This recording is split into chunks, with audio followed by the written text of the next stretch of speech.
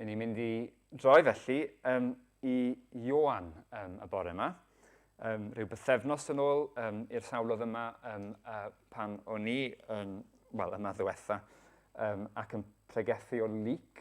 A mae yna gysylltiad rhwng yr hyn oedden ni'n darllen yn lyc bythefnos yn ôl yn y bore, dameg y ddafad goll, os chi'n cofio. A Ioan 20, dwi'n meddwl y daw ar y sgrin, Ioan 20, gan gychwyn yn adnod 19. Byddwn ni'n darllen Ioan 20 o adnod 19 hyd adnod 29. Ioan 20 gan ddechrau yn adnod 19. Ac os ych chi moyn Beibl fel arfer, mae yna rei fan hyn, ond mae yna rei mas trwy'r drws hefyd. Iawn, Ioan 20, 19. Gyda'r nos, ar y dydd cyntaf hwnnw o'r wythnos, roedd y drysau wedi ei cloi lle roedd y disgyblion, oherwydd ei bod yn ofni'r Iddewon. A dyma Iesu'n dod, ac yn sefyll yn ei canol, ac yn dweud wrthynt, tangnefedd i chi. Wedi gweud hyn, dangosodd ei ddwylo a'i ystlys sef ei ochr iddynt. Pan welsant yr arglwydd, llawenychodd y disgyblion. Meddai Iesu wrthynt eilwaith, tangnefedd i chwi. Fel y mae'r tad wedi fy anfon i, yr wy hefyd yn eich anfon chi. Ac wedi dweud hyn, anadlodd arnynt a dweud, derbyniwch yr ysbryd glân. Os maddeuwch bechodau rhywun, y maent wedi maddau. Os peidiwch a'i maddau, y maent heb ei maddau. Nid oedd Thomas, aelwyr Didymus, un o'r 12, gyda hwy pan ddaeth Iesu atynt. Ac felly dywedodd y disgyblion eraill wrtho, a rydym wedi gweld yr arglwydd, ond maddau ef wrthynt. Os na welaf ôl yr hoelion yn ei ddwylo, a rhoi fy mis yn ôl yr hoelion, am llaw yn ei ystlys, ni chreda fi byth.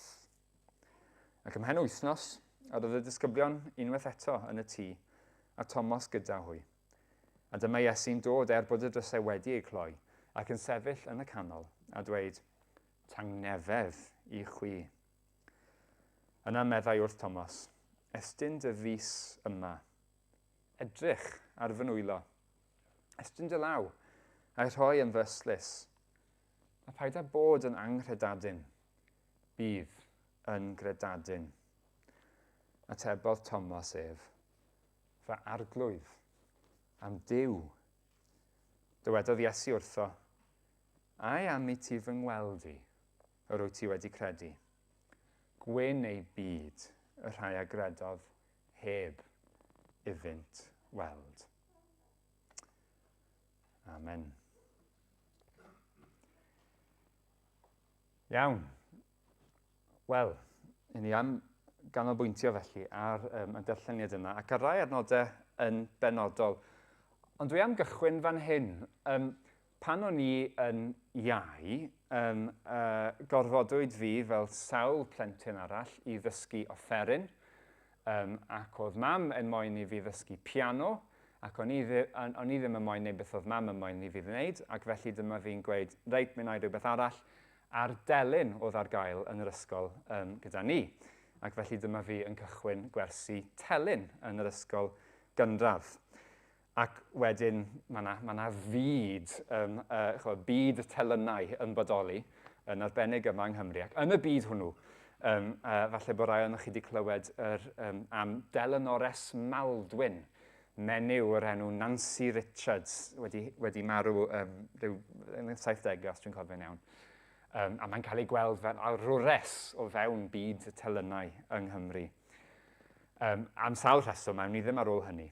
Ond y pwynt yw hyn, mi oedd hi'n gymaint o ffigwr.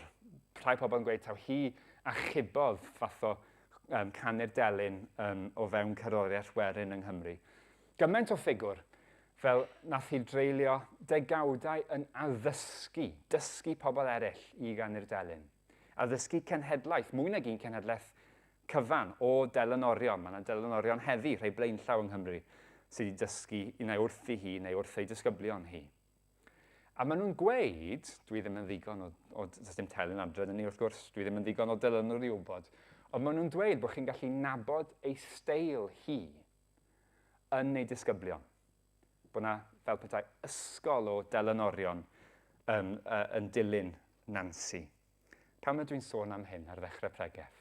Wel, y syniad yna, adnabod steil fel petai, marc neu stamp yr athro, neu'r athrawes yn achos Nancy. Stamp yr athro yn y disgyblion. Ac yn ni'n gweld y cysylltiad falle yn ôl i'r arglwydd Iesu. Wel, mae hynny yn dod drwyddo. Mae'n rhan bwysig o'r hyn sydd gyda ni dan sylw yma yn y darlleniad yn Ioan 20. Mae'n destun cwbl allweddol a gweud y gwir o fewn y Testament Newydd. Falle ddim bob tro wedi cael gymaint o hynny o sylw. Ac yn arbennig, mae'n bwysig cael y cyd-destun, ond yn arbennig y bore yma, yn eithriadol, yn ni'n mynd i ganolbwyntio rili ar un adnod. Byddwn ni ddim fel arfer yn pregethu gael ganolbwyntio ar un adnod, ond adnod 21 yw hynny. Meddai Iesu wrthynt eilwaith wrth y disgyblion, tangnefedd i chwi, fel mae'r tad wedi fanfon ni, yr wyf hefyd yn eich anfon chi. Ond mae'n rhaid ni gofio pryd a pham mae Iesu'n gweud y geiriau hynny cyn i ni fynd i edrych arnyn nhw. Sul y Pasg, wrth gwrs, yw hyn yn Ioan 20. Mae hyn gyda'r nos, i ni wedi gweld hynny yn adnod 19. Mae'r disgyblion wedi dod at ei gilydd. Mae'n bosib, dwi ddim yn gweud, ond mae'n bosib bod nhw yn yr un stafell lle nathon nhw gwrdd ar y nos Iau i gael y swper olaf yna. Pwy a wyr. Ond ta beth, maen nhw wedi clywed yr adroddiadau. Y bore hwnnw, wrth gwrs, mae'r menywod wedi gweld yr arglwydd Iesu. Mae Iesu wedi cwrdd â'r disgyblion ar y ffordd i'r maes. A nawr maen nhw'n dod at ei gilydd. Mae'n sôn fod Iesu'n fyw. Mae'r disgyblion yn ymgynnull. Dyna'r cyd-destun. Mae'n amlwg bod yn ofnus. Mae'r drws fwy na thebyg ar glo fan hyn. Mae Iesu'n ymddangos yn ei canol. Ac wrth ymddangos yn ei canol, falle bod wedi gweud mwy na hyn, mae hwnna'n hollol bosib, ond y geiriau pwysig, mae'r ysbryd glân eisiau ni glywed, nath Iesu ddweud wrthyn nhw, yw tangnefedd i chwi, times 2, ond efe, a wedyn adnod 21 a 22, lle mae'n mynd mlaen a dweud, derbyniwch yr ysbryd glân. Just 3 neu 4 brawddeg oddi wrth Iesu ar ddi Sul y Pasg i'r disgyblion. Rhaid bod hynny'n arwyddocaol. Mae e'n arwyddocaol. Cyfarwyddiadau Iesu i'r disgyblion ar y dydd mawr, ar ddi Sul y Pasg. A dwi'n yn gwybod, dwi yn gwybod, dwi'n cymryd bod y mwyafrif ohonoch chi yn gyfarwydd iawn a yr hyn sy'n cael ei alw y Comisiwn Mawr ar ddiwedd Efengyl Matthew. Does dim eisiau chi droi, ond na i jyst darllen geiriau y Comisiwn Mawr. Geiriau sy'n aml yn cael eu cysylltu gyda cenhadaeth fyd-eang, hala cenhadon mas i'r cenhedloedd, a mae hynny'n wir, ond mae yna fwy na hynny i'r geiriau. Diwedd Efengyl Matthew 28, Iesu'n rhoi comisiwn i'r disgyblion, ond dyw hyn ddim yn digwydd yn yr ystafell, mae hyn yn digwydd ar fynydd yn nes ymlaen, a mae Iesu'n dweud, diwedd Matthew 28, mae'n dweud, rhoddwyd i mi bob awdurdod yn y nef ac ar y ddeiar. Ewch gan hynny, a gwnewch ddisgyblion o'r holl genhedloedd gan ei bedyddio nhw'n yn yr tad a'r fab yr ysbryd glân, a dysgu iddynt gadw'r holl ochmynion a roddais i chwi. Ac yn nawr, rwyf gyda chi yn wastad hyd ddiwedd amser. Mae'r geiriau yna'n fwy cyfarwydd ar y cyfan ymhlith Cristnogion nag yw y geiriau yma yn Ioan 20. Ond mewn gwirionedd, yr un yw'r neges. Yn union yr un yw'r neges. A mae'n bwysig, achos cyfarwyddiadau ola fel petai. Yr arglwydd Iesu ar y ddeiar yw'r rhain i'r disgyblion. A dyn ni'n mynd i dorri'r peth lawr yn arbennig yr adnod yna, adnod 21, i dair elfen syml. Beth, sut, a pham. Okay? Beth, sut, a pham. Adnod 21. Fel mae'r tad wedi fanfon ni, yr wy hefyd yn eich anfon chi. Beth? Wel, anfon.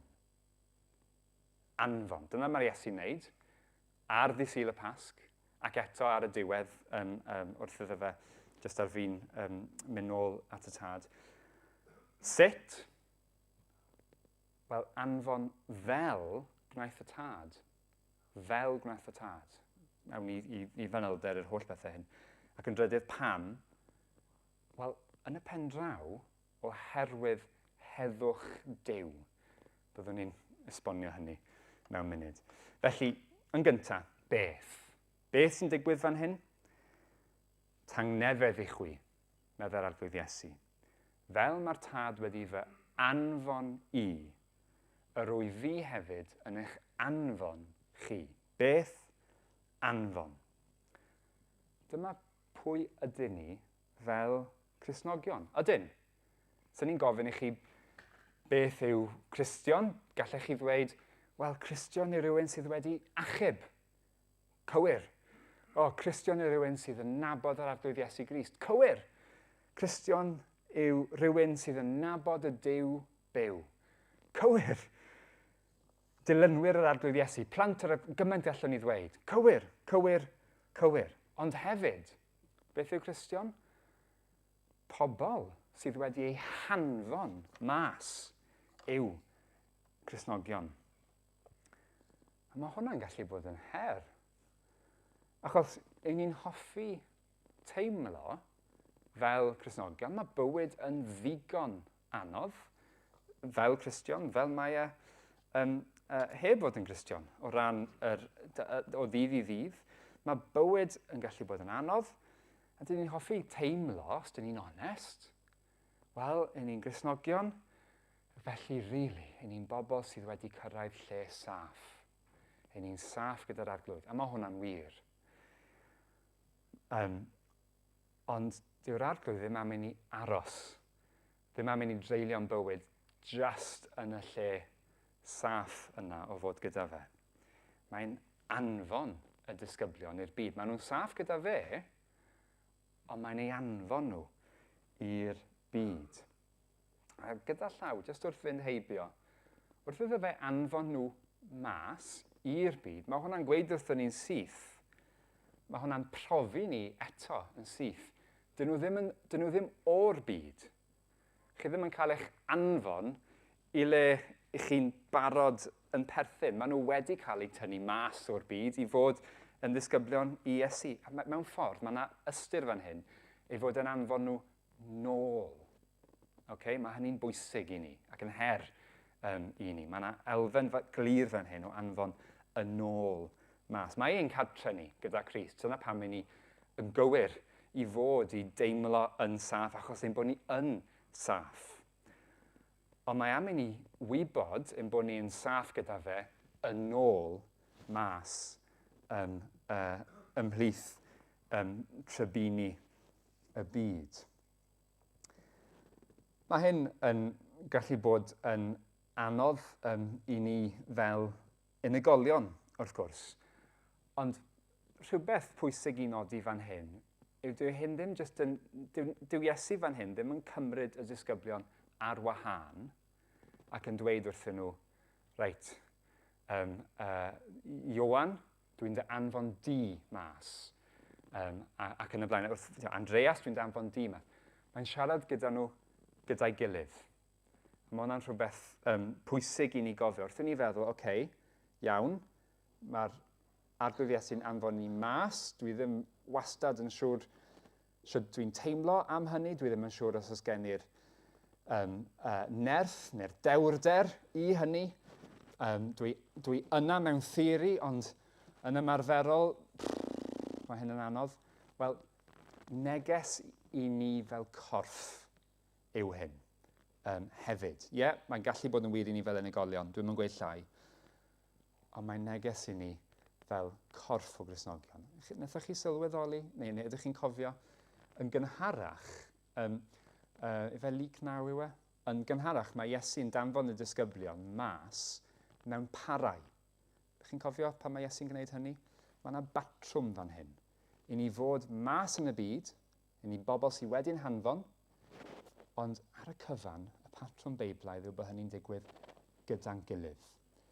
Wedyn, yn ymarferol, falle bod hynny yn wahanol i'r ffordd mae rhai ohono ni sydd wedi bod yn Gristnogion am amser hir wedi'n magu. I ni falle wedi clywed straeon am genhadon unigol sydd wedi hala mas i ochr arall y byd.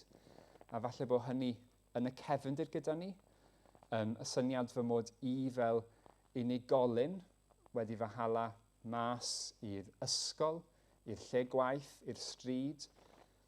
Dwi ddim yn dweud nad oes gwirionedd yn hynny. Dwi jyst yn tynnu'n sylw ni at y ffaith mi allwn ni fod yn wneud hyn gyda'n gilydd. Mae yna batrwm beiblaidd. Beth fydde hynny'n golygu? Dwi ddim rôl pregaeth yw fath o roi cyfarwyddiadau penodol, ond gofyn y cwestiwn, beth allai hynny olygu i chi? Os na glwb, os na stryd, ydych chi'n byw ar yr un stryd â pobl eraill sydd yn Gristnogion neu yn ein heglwys ni? Os na bethau lle allwn ni fod yn mas, ond gyda'n gilydd. I ni yn bobl sydd wedi'n hanfon. Dyna'r peth cyntaf. Beth? Dyw hwnna ddim yn ddigon. Ddim o bell ffordd yn ddigon.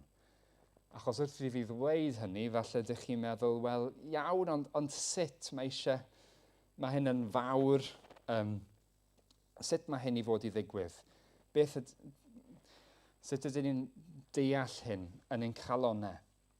A mae ateb gan Iesu yn yr adnod yma. Achos mae'n ateb gyfan gwbl pellgyrhaeddol arwyddocaol. Adnod 21 eto. Meddai Iesu wrth yn teilwaith. Tangnefedd i chwi, fel y mae'r tad wedi fy anfon i, yr o'i hefyd yn eich anfon chi. Fel y mae'r tad. Dyna'r ateb i'r sut. Fel mae'r tad wedi fy anfon i. Waw!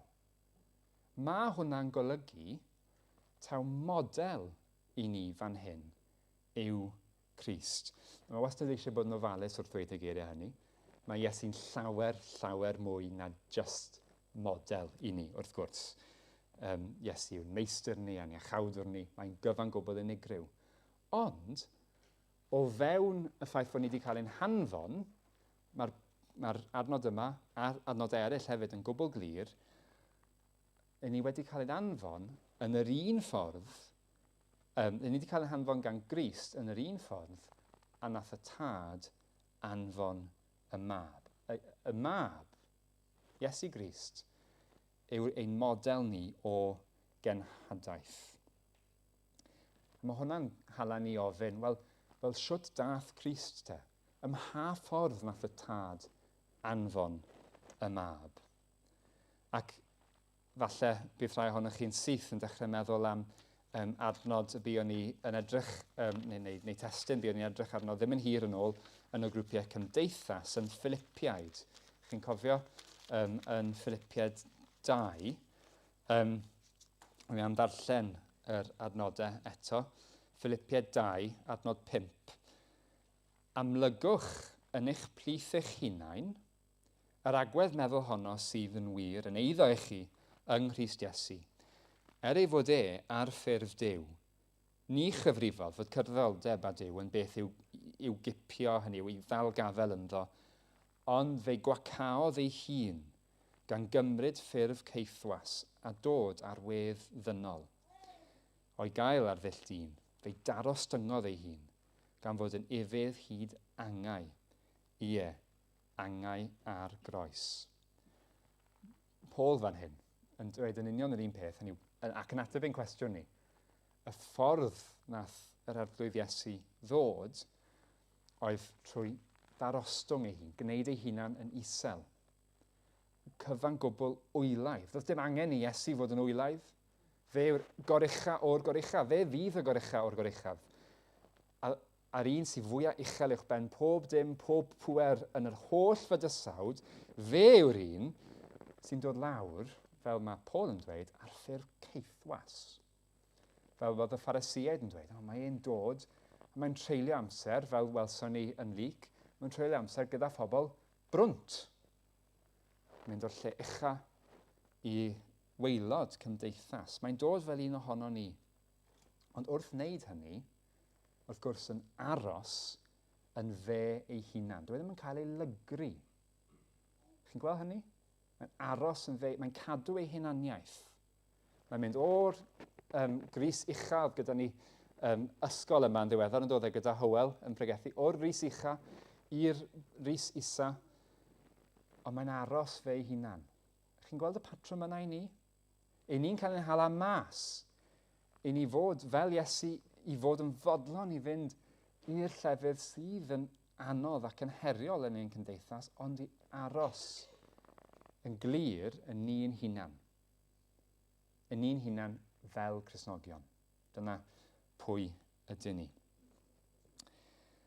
Ond hefyd, eisiau tynnu'ch sylw, a mae hwn yn helpu ni ddeall sut i ni'n cael ein anfon. Nid dyma'r tro cyntaf yn Ioan 20, mae Iesu wedi defnyddio geiriau tebyg i hyn. Achos yn Ioan 15, ddim yn rhy bell yn ôl yn yr Efengyl, yn Ioan 15 adnod 9, eto dim rhaid i chi droi os ych chi ddim moyn allai ddarllen, mae Iesu wedi gweud hyn wrth y disgyblion. Ioan 15 adnod 9, Iesu'n gweud, fel y mae'r tad wedi fy ngharu i. Fel mae'r tad wedi fy ngharu i, yr oedfynau wedi eich caru chwi. Arhoswch yn fy nghariad. Fel mae'r tad wedi fy ngharu, yr wyf i wedi eich caru chi.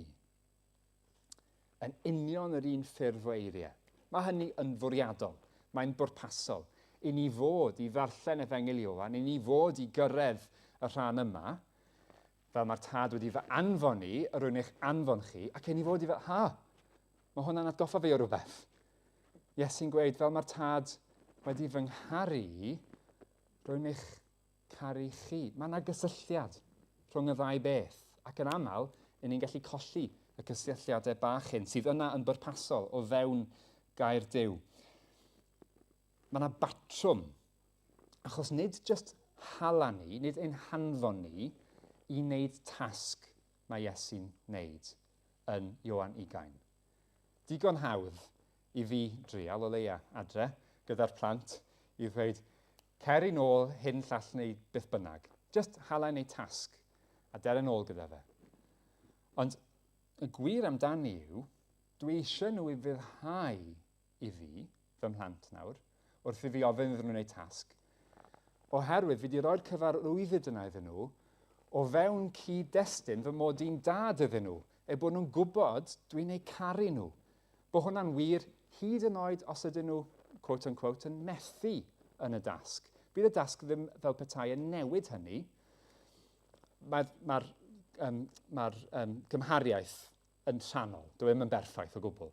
Ond gobeithio bod e'n helpu ni ddeall, mae'r un peth yn wir fan hyn gyda Iesu. Dwi ddim jyst yn hala ni wneud tasg, mae'n hala ni wneud tasg am fod ni mewn perthynas o gariad gyda fe. Mae e'n gallu dweud wrthon ni, dwi'n eich anfon chi fel mae'r tad wedi fy anfon i, achos bod e'n gallu dweud wrthon ni, dwi'n eich caru chi fel mae'r tad yn fy ngharu i. Mae'r anfon dim ond yn gwneud sens o fewn y berthynas, y cariad. Mae'n rhan o'r berthynas. Mae am i ni gymryd y cyfarwyddyd, sef anfon, o ddifri, am fod ni'n barod yn gwybod, am fod ni'n barod yn saff, y gair yna eto, yn ei gariad. Chi'n gweld hynny? Mae mor bwysig i ni'n cael ein anfon mewn cariad. Gyda neges, wrth gwrs, yr Efengyl. sydd yn fwy o neges cariad nag unrhyw neges arall yn hanes y bydysawd. Roedd... Beth mae hwnna'n dweud? Sori, fy llawysgrifau ni.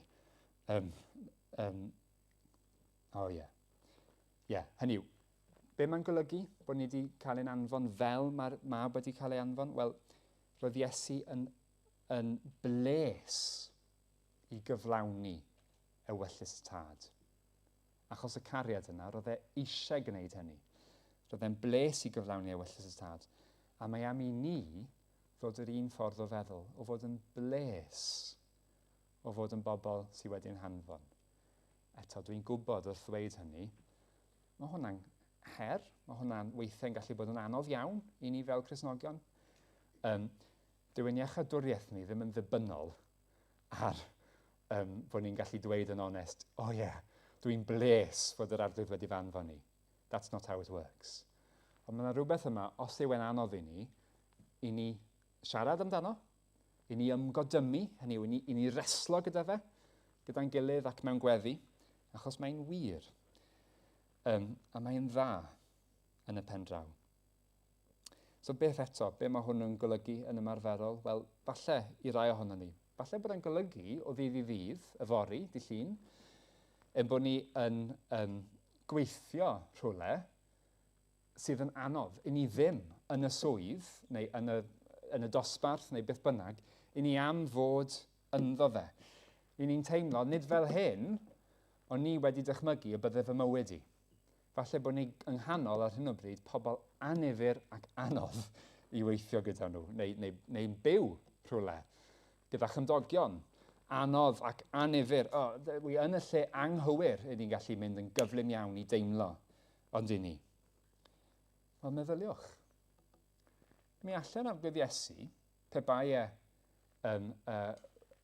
wedi gadael iddo hunan, mi allan fe wedi gweud yn union yr un peth. Roedd ei dad wedi ei anfon i ganol pobl anifyr, pobl aniolchgar, pobl bechadurus fel ni. Hynny yw, be wy'n trial dweud yw, wrth i Iesu fynd i le ac i ganol pobl oedd yn anodd, roedd e yn ei fyddhau i ewyllys y tad. Lle bynnag rwy ti y fori, a dwi ti ddim eisiau bod yna, dwi ddim yn gweud rwy ti'n mynd i aros yna weddill dy fywyd, ond dwi'n dweud am y fori, dyna lle mae'r tad wedi dy roi di. Dyna lle mae'r tad wedi fy rhoi i. Dyna'r lle anodd am nawr rwy ti neu rydych chi wedi eich anfon. Mae yna gysur i fod yn hynny. Dwi ddim yn gysur hawdd, ond mae yna gysur i fod yn hynny. Yn olaf, fwyaf pwysig a fwyaf cryno, pam? Beth anfon? Sut fel mae'r tad wedi anfon y mab? Ond yn drydydd, pam? Dyma sydd wrth wraidd yr holl beth. Geiriau Iesu, adnod 21. Meddai Iesu wrthynt eilwaith, tangnefedd i chwi. Heddwch Duw, tangnefedd i chwi. Wrth gwrs, mae yna ystyr ymarferol i hynny, wrth i Iesu ddweud hynny i'r disgyblion ar Sul y Pasg. O'n nhw'n ofnus, oedden nhw ddim wedi gredu yn llwyr wrth fydde fe ddysgu iddyn nhw bod rhaid i hyn ddigwydd. Roedd y croeshoeliad newydd ddigwydd, roedden nhw siŵr o fod yn oflu falle am eu bywydau, roedd ei meistr wedi groeshoelio, falle bod nhw yr un ffordd oedden nhw'n araf i gredu. Mae yna ystyr ymarferol. Heddiw a dy Sul y Pasg, heddwch, dwi yma. Ond dyna'r peth pwysig, ddim jyst yr heddwch, ond yr ail ran. Heddwch, dwi yma fel petai. Dyna'r ystyr dyfnach. Ond mae Iesu'n defnyddio'r geiriau hyn yn aml, ddim jyst yn yr Efengylau, ond mae trwy Paul a lleill gweddill y Testament Newydd ac yn datguddiad hefyd. Chi'n gweld yn y llythyron aml, gras a thangnefedd. Mae'r cyfarchiad yn dod. Dyw hwnna ddim jyst yn gyfarchiad fel dweud helo. Mae yna ystyr diwynyddol, holl bwysig i hyn. A'r ystyr yw hyn. Pan mae Iesu'n dod ac yn dweud wrthyn nhw, pan mae Iesu'n dod ac yn dweud wrth i chi, ac mae e'n dweud hyn i chi heddi y bore yma. Mae e'n dod ac yn dweud heddwch i chi. Be mae e'n gweud yn y bôn yw hyn. Fi yw eich heddwch. A mae'n gweud mwy na hynny. Dwi ddim jyst yn gweud i chi, dwi ddim yn dweud, dwi am i chi ffeindio hedd o rywle. Falle bod chi'n teimlo'n gythryblus, a dwi eisiau chi ganolbwyntio, gweddio yn fwy tair, a ffeindio hedd yn rhywle. Na, dim dyna beth mae'n gweud. Mae fe'n gweud, dwi'n dod a heddwch i chi. Fy heddwch i yw mae ar gael i chi. Oherwydd y groes, oherwydd yr hyn dwi wedi ei wneud.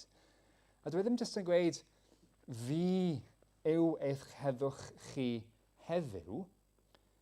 Mae'n mynd llawer bellach, achos mae'n dweud, fi fydd eich heddwch chi. Pan mae'n gweud tangnefedd, does na ddim amser i'r ferf, does na ddim berf yna. Ond mae'n glir o'r cyd-destun, a cyd-destun Testament Newydd. Mae hyn, ac yn enwedig Mathew 28, lle mae'n dweud, byddai gyda chi hyd ddiwedd yr oes. Rhowch y ddau beth gyda'i gilydd. Mae mor amlwg. Ystyr Iesu yw, fi yw eich heddwch chi yn nawr, a fi fydd eich heddwch chi bob dydd nes i mi ddod yn ôl a llenwi pob peth. Mae'n gallu dweud hynny achos mae e wedi profi yn gwbl derfynol, mae wedi profi yn ddwy ystyr y gair yn Gymraeg, mae wedi profi beth yw gwrthwyneb heddwch, rhywbeth fel trallod, trybini, geiriau fel na, ie? Mae wedi profi dyfynder mwyaf, yr holl, cythrwfl, trallod ar y groes, ar ein rhan ni. Ond hefyd mae wedi profi yn yr ystyr gwneud prawf terfynol fod modd i ni fod â heddwch gyda Duw a gyda'n gilydd. Mae mor glir yn Colosiaid. Mae rhaid darllen, dwi'n meddwl, yr adnodau hyn. Colosiaid 1, adnod 15 i 22 nawr te. Colosiaid 1 dudalen arall. Mae'r llythyron yma'n rhy fyr. Dyma ni. Colosiaid 1, adnod 15. Sôn am Iesu. Hwn yw delw'r Duw anweledig, cyntaf anedig yr holl greadigaeth, oherwydd ynddo ef y creuwyd pob peth yn y nefoedd ac ar y ddeiar. Pethau gweledig a phethau anweledig, gorseddau, arllwyddiaethau, tywosogaethau ac awdurdodau. Trwyddo ef, ac ei fwyn ef, y mae pob peth wedi ei greu. Y mae e'n bod cyn pob peth, ac ynddo ef y mae pob peth yn cydsefyll. Ef yw pen y corff, sef yr eglwys. Ef yw'r dechrau, y cyntaf anedig o blith y meirw, ei fod ei hun y gyntaf ym mhob peth. Oherwydd, gwelodd Duw yn dda, yw holl gyflawnder breswylio ynddo ef, a thrwyddo ef, ar ôl gwneud heddwch trwy ei waed ar y groes, i gymodi pob peth ag ef ei hun. Cymodi, gneud lan pam chi wedi bod mewn rhyfel. Cymod, gwneud heddwch. Dyna yw yr hyn mae Iesu'n dweud wrth y disgyblion fan hyn. Mae'n dod iddyn nhw, mae'n gweud, dwi wedi gwneud yr heddwch rhwng chi a'r tad, rhwng chi a'ch gilydd. A dwi am ddweud hyn, mae'n bwysig jyst nodi wrth yn heibio. Mae'r disgyblion yn cynnwys pobl oedd yn gweithio i'r Rhufeiniaid a phobl oedd yn ymladd yn erbyn y Rhufeiniaid, zelotiaid Iddewig. Yn wleidyddol ac yn gymdeithasol, mi oedden nhw'n wahanol iawn i'w gilydd. Mae Iesu wedi gwneud heddwch rhwngddyn nhw. Fan hyn, mae yna bobl bron yn sicr nath bleidleisio yn hollol wahanol y dydd o'r blaen. Un ochr ar ochr arall. Mae yna bobl yma sy'n siarad ieithoedd gwahanol. Ni'n gwybod hynny, ond mae'n werth nodi fe. O ddydd i ddydd. Mae yna bobl o wledydd gwahanol yn ein plith. Hallelujah am hynny. A'r pwynt yw, ni yn unedig. Mae heddwch gyda ni, a mae'r heddwch yna oherwydd gwaed Crist.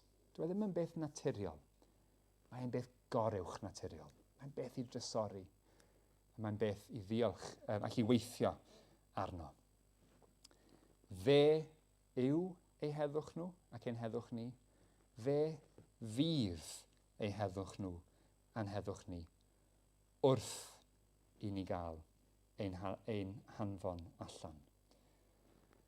Dyna pam yn y pen draw.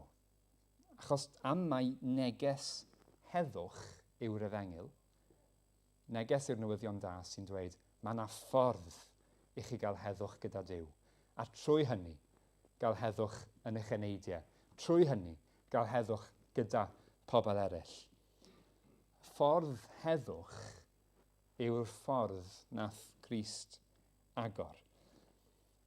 Dyna pam ei fod yn ein anfon ni allan yn y pen draw fel pobl heddychlon. Beth dwi'n golygu wrth hynny yw pobl sydd yn saff yn yr heddwch yna, yn mynd ar union un neges i bobl eraill. Chi'n deall beth dwi'n golygu wrth hynny? Ddim pobl sydd yn dod ar draws yn hynod o calm neu rhywbeth, ond rhywbeth llawer dyfnach. Pobl sydd yn byw o fewn yr heddwch mae Crist yn rhoi ni, ei heddwch Dyna sut mae'n gwneud sens fod ni'n cael ein hanfon allan. Dyna'r modur yn y pen draw sydd ar gael i ni yn ein heneidiau ni. I ni yn mynd allan fel disgyblion gyda stamp yr athro. Chi'n cofio y delanores? Yeah. A ffaith bod chi'n gallu gweld telanorion heddi, mae'n debyg, pobl well na fi, yn gallu clywed yn y ffordd maen nhw'n chwarae, maen nhw wedi dysgu gan fi hi. Cofiwch falle darlun os yw e'n help, achos yr un peth sydd wrth raidd geiriau Iesu fan hyn. Fel mae'r tad wedi fy anfon i, dwi'n eich anfon chi. Pwy yw'r cenhadon? Ni gyd. Amen.